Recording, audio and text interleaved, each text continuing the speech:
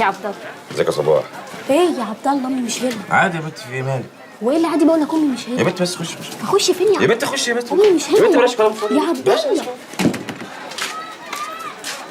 يعني خلصت بدري يا صفية؟ ربنا رزق، هقعد اعمل ايه؟ ادعي لي يا اختي والنبي ادعي لي. صح الظهر عايزه يرزقك ليه؟ كل واحد بياخد نصيبه يا روحي صفية. يا وليه.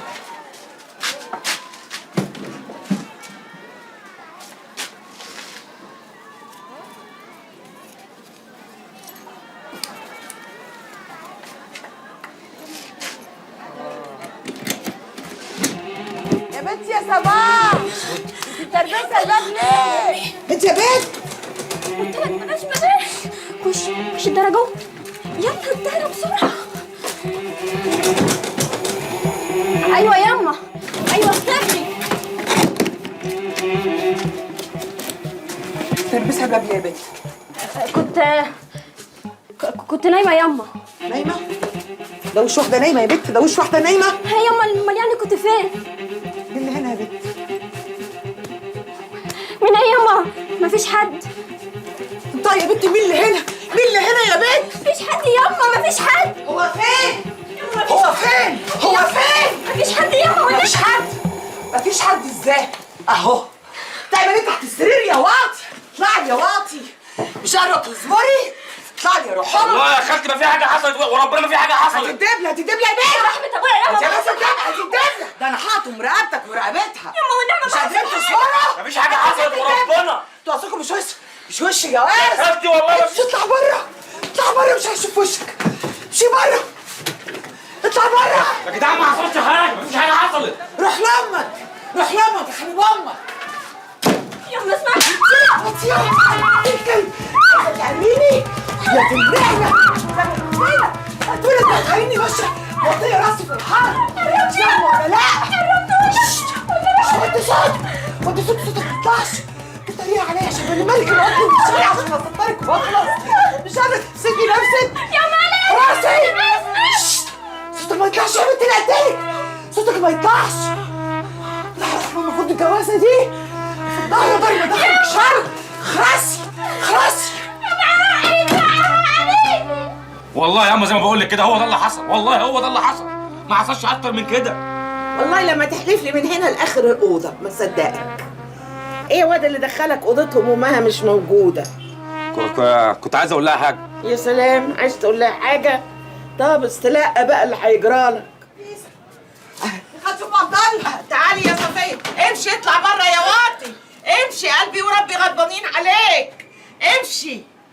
تعالي يا اختي، تعالي اقعدي. بصي يا خالتي، بصي بقى الدبه اللي جابها محروس ابنك اهي، ما تلزمنيش. جينا بقى للقرف ليه يا اختي؟ خلاص الواد طلع بره، وتعالي بقى اما نتكلم على المكشوف. نعم قولي يا خالتي عايزه ايه؟ ابننا بقى اللي هيخش النار، والدلعادي بنتك اللي هتخش الجنه. يعني ايه يا خالتي؟ يعني ايه؟ يعني غلطه وراحت لحالها، ما قلناش حاجه، لكن الواد حلف لي انه ما حصل بينهم اي حاجه الا إيه؟ يعني زي ما تقولي مخطوبين جرالك ايه يا صفيه؟ جرالك ايه يا اختي؟ ما تشهلي بقى وتسطري البيت، خلينا نخلص. يا لهوي، وهو انا مهدود حيلي غير عشان اسطرها يا خالتي؟ طب ما يلا يا اختي قربي البعيد. اعمل ايه يعني؟ اعمل ايه؟ خلاص احنا ندخلهم الجمعه الجايه. يدخلوا فين بس؟ يدخلوا فين دول؟ يشوفوا لهم اي مطرح بايجار لحد ما ربنا يفرجها عليهم. يلا يا اختي، ربي يا خايبه للغايبه، بكره تترمي رميتي دي، هم يتلخموا في عيالهم وانت بقى دوري على اللي يسال عليكي. يعني عاجبك يلو دراعنا كده؟ سميها بقى زي ما تسميها، المهم الاسبوع الجاي نكتب واللي من وراه يخشوا يغوروا من خلقتي، يخشوا في 60 دقيقة هم الجوز. وصلي صلي صلي والنبي صلي صلي على النبي صلي صلي واتدحرج واجري وتعالى على حجري يا رماعه ويا رمانه وحدي. ايوه كده يا امه. شانك ترى 100,000 مرة قلت لك خش من غير ولا كلمة، ما أنا عارف إنه شاي، حد قال لك إنه ملوخية؟ معلش يا دكتور، المعلم تعبان قوي وبقاله يومين ما نزلش من البيت وقال لي بقول لك حط لسانك في بقك واطلع بره. حاضر يا دكتور، اجيب لك حاجة يا دكتور تامر؟ لا متشكر يا سندينا، مش عايز. في حاجة يا بابا؟ الناس مهدود حيلها والأكل ما بيمريش عليها، الراجل من دول لما يوصل لسن 50 سنة يبقى ملوش لازمة. ده أنا أعرف واحد صاحبي لا مؤاخذة يعني ما كانش ياخد الحباية المنشطة دي ما يقدرش يسد على بيته. يا بابا حضرتك دكتور وعارف ان مفيش اي علاقه بين الدواء المنشط ده وبين اللي هو عايزه. تهيألك. تهيألي يا بابا احنا اتكلمنا في الموضوع ده كتير. الدواء المنشط ده نزل جدول واستعماله كتير بيوصل للادمان، ثم ان في ناس كتير مرضى قوي محتاجين له اكتر من الناس اللي بتقول عليهم دول، والا وزاره الصحه ما كانتش نزلته جدول. بصراحه يا بابا انا مستغرب من المناقشه في الموضوع ده. انت ايه حكايتك معايا؟ هو انت كل ما تيجي تقعد معايا يا اخي تديني محاضره؟ انت عايز مني ايه؟ انا مش قادر افهمك والله. ما تقوم يا عم تشوف شغلك ولا تروح كليتك ولا تقرا لك حاجه. الله، انت جاي تشتغل انا هنا هتعمل معايا ايه بس؟ اسيب لك المكسخانه وامشي؟ اعمل فيها اللي يعجبك، ان شاء الله تحرقها يا اخي. يا رب تتحرق، يا رب تولع يا رب.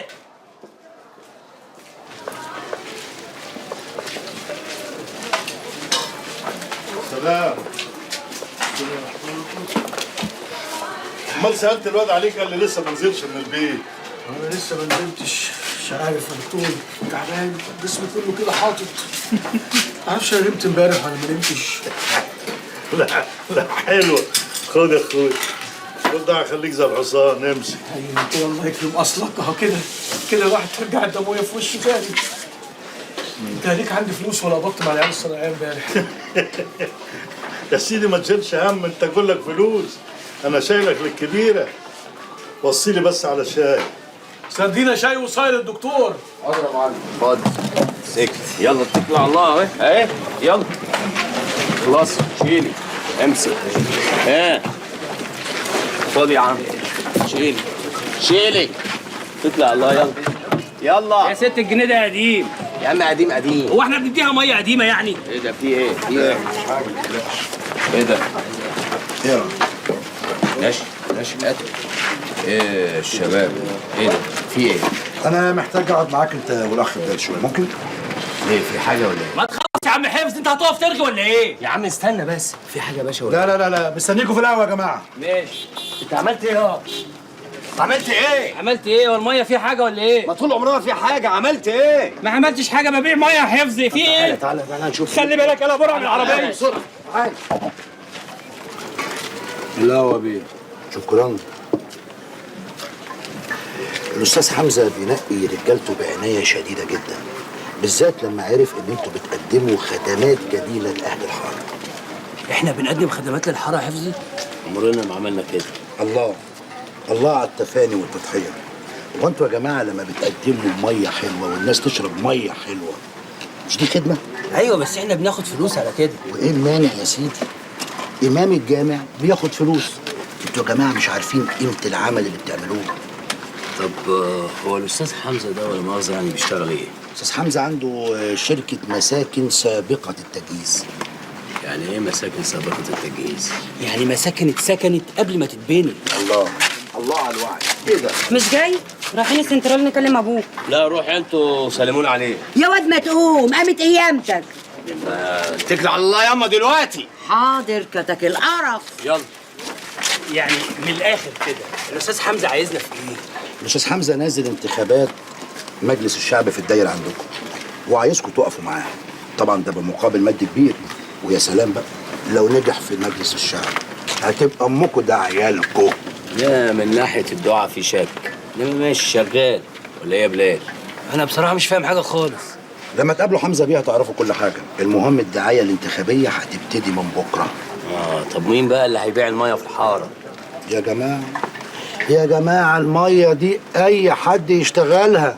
اي حد يشتغلها ازاي؟ ده اكل عيشنا.